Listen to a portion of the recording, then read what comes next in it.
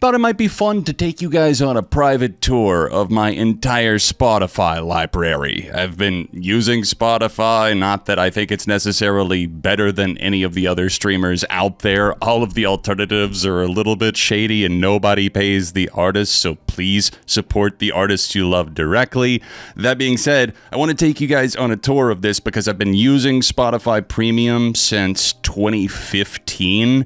And I thought it might be fun to kind of show you guys what a slightly OCD, neurodivergent, I need things to look a certain way and why I organize songs, playlists, and even cover art the way that I do. Just opened up Spotify desktop. This is what we're looking like on the homepage. I opened this column just because I wanted to show you guys what I do not like. I don't like having the now playing view, so I typically close that out in favor of the queue over on the right side, and being able to move these columns around is nice for somebody like me. Over on the left, I've got my pinned section with liked songs obviously on top. I typically use this as my favorites folder at any given time, the ones that I keep downloaded on my phone. You can see now we're finally streaming in lossless on Spotify. Only took them like a decade. They're so far behind Tidal and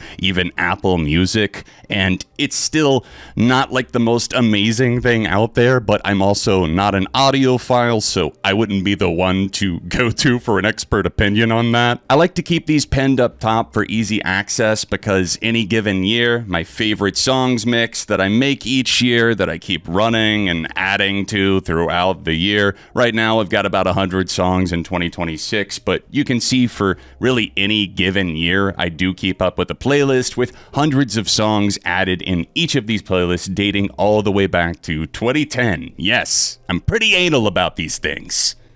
And I wish I wasn't. I tend to listen to my decade collections a lot, and of course I have those in descending order, going backwards in time, 2020s all the way back to the 60s.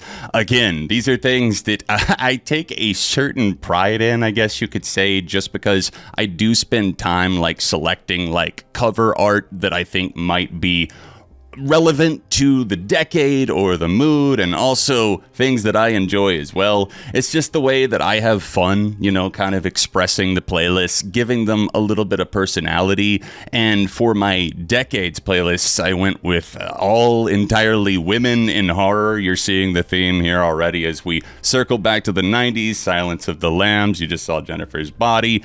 Heathers in the 1970s. We've got Ripley, Sigourney Weaver, of course, from Alien franchise, and then The Birds, Alfred Hitchcock, all the way back in the 60s. I also like to keep my mood playlists super handy and close. That's why it's the final pinned one. I wish we could pin a few more, but, you know, it is what it is. I've got a lot of different moods in here, everything from, like, super long songs, heaven-ish, minutes in heaven, to specific moods like sadder songs or cover songs or rap songs or songs that I never skip. And you can see again that I choose specific artwork for these. I change it up sometimes, but I like to give it a little bit of personality, and I know that some people do follow me on Spotify if you want to and check out my playlists and everything like that. There's a link in the description. But, you know, we got a mood for everything. Pop off, I guess, you know, all pop bangers from all decades, post-punk tracks. We've got ones for toking it up, you know, for my 420 enthusiasts out there. That sounded so lame. I don't know why I said it like that. Like, we can be open these days, right? Your boy's a little bit of a stoner, okay? You can probably see that most of these songs do have like under 500 songs in the playlist, but I continually add to these mood ones over time. Like, say I discover a song, right, that I like, and I got some great ones recommended to me recently on stream. Let's take Nothing Was the Same, for example, Hotel Books. You can see here that I've already added it to a decent amount of playlists so that automatically, like, I don't want to forget about a song, and if I feel like it really suits a mood, you know, we've got it in the Reaction Stream Hall of Fame, Blue Notes, because this is a heavy one that might have brought a few tears to my eye on stream, and then I've got it in my specific year for for Best Songs of 2015, Essential 2010s. I typically keep my library view in compact, but for the sake of the video, so we can see the art and stuff, I'm gonna move it into the list view. It makes things a little bit easier. You can see that I really do keep this pretty thinned out for my liked songs. There's only 538, and I just did a purge of about 200 a week ago, and you can see that there's only a few from the very beginning. 2015, the first song that I ever saved. Look at me getting sentimental. That's the type of OCD that I have. It's just I get sentimental over this weird stuff, and it's this was my first liked song on Spotify, Baby's First, the mother we share. Look at that. That works out. But shout out to that. In Shallow Seas We Sail, In Your Love's Whore, Wolf Alice. Come on. One of my favorite songs of all time right there. Easily. But those were all saved in 2015. And they're still here. I mean, look how quickly we get up to 2024 in just 12 songs. So those hung the hell around. Drives me a little insane that I can't have an ad block element zapper and just zap this Your Episodes thing out of here, because I don't really listen to podcasts at all and definitely not on Spotify, but I can't get rid of Your Episodes. Does it bother me? No. Does it actually get under my skin? Yeah, every time I see it. Seasonal playlists is a fun little folder that I have over here stacked with seasonal stuff obviously, Halloween and fall, summer, winter. I've also got some specific moods in here, funny songs, ones that are a little bit more humorous, and then, childhood time machine, holidays, Christmas music and that sort of thing. Wake up, it's 2005. Come on, look at that iconic photo. I had to show it to you again. Oh, that toe curl is crazy. I posted this image on Reddit a year or two ago, and it got over 1 million views. I was blown away. We've also got playlists that I follow. I don't tend to listen to a lot of outside playlists outside of ones that I make, and then of course, listening to full albums is its own thing, not a playlist. But I do tend to spend way more time in my own collections because I've curated them and I know what's in there, and especially with decade ones, I've got, 3,000 songs, 4,700 songs, 4,000 songs so far in the 2020s. For so long, I was forcing myself to keep up with all of the new releases, as many as I possibly could, just for the sake of music critic. And now that I've moved away from that and have allowed myself to experience a fan's perspective, allowing myself to get addicted to a song, listen to it 45 times if I want to, and not chastise myself for no reason just because I'm enjoying things the way that I want to. But what's crazy is that I looked at my Stats FM and my music minutes and engagement listening went way up, not even factoring in vinyl listening or CDs in the car. This was just my streaming numbers, and it blew away every record that I had set in the past for amount of minutes, amount of genres, everything like that.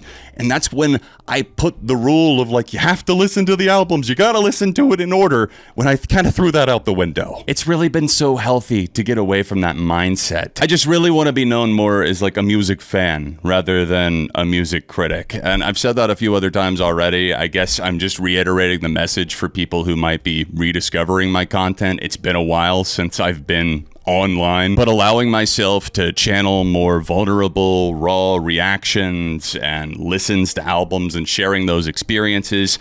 I think someone like myself, who is an HSP, a highly sensitive person, and feels things so deeply, huge emotions, things like that, as I've discovered more and more about myself, it's I'm a music fan that thinks critically about music. I don't just accept something as good because my favorite band made it. I'm having too much fun with this, guys. Somebody take the steering wheel away and say, go to bed, Grandpa. But before we do that, my essential songs collections are another thing that I've put a lot of time into. As you can see, it's alphabetized. I mean, some people are going to take issue with me putting a number first. It is what it is. I don't subscribe to the Dewey Decimal System. Alphabetical order, you can see these. I like to pick out images that I feel represent the band's maybe classic era sometimes, or a lot of times I do keep it updated with more modern iterations and eras of the band. You can see a throwback version there, and then you go to the Church's Essentials, and we've got something a little bit more recent. Deftones, everything from that to Jack White. Of course, I've got one for Green Day. Of course, it has 55 saves and 155 songs. songs. Jimmy World, Kendrick, Lady Gaga. There's a lot of stuff in here for especially alternative and rock fans, pop fans, metal. Those are my fortes, of course, but we've got some rap, a little bit more synth pop in there as well. And if you're curious about any of these, go give them a follow. I'll link some of them in the description. See what you can find for yourself. I know that it's not going to look as clean, especially on mobile, but I really do like how I have things laid out. I'm pretty happy with my mobile as well, even though Spotify, get it together with the Q thing, man. Can I just speak my truth for a moment? You've really been fucking up. Like, I'll be listening to something and, vibing along, and the next song comes on, and it'll like rewind back to where I was in the queue like 2 hours ago. You can probably tell now that I like to have full control and autonomy over my Spotify, over the way things look, the presentation, the covers, the organization, all the details there. Let me know in the comments down below how you guys organize, if this just seems absolutely like foreign to you, like, or if yours is even more pristine and detailed than mine. Thank you for tuning into my Spotify library tour. Drop a like on the video, subscribe if you happen to be new here, and check out some other videos on screen. If you want to give me a follow on Spotify, that'd be cool. If not, follow me on Instagram at ARTV Jon, and I'll see you soon.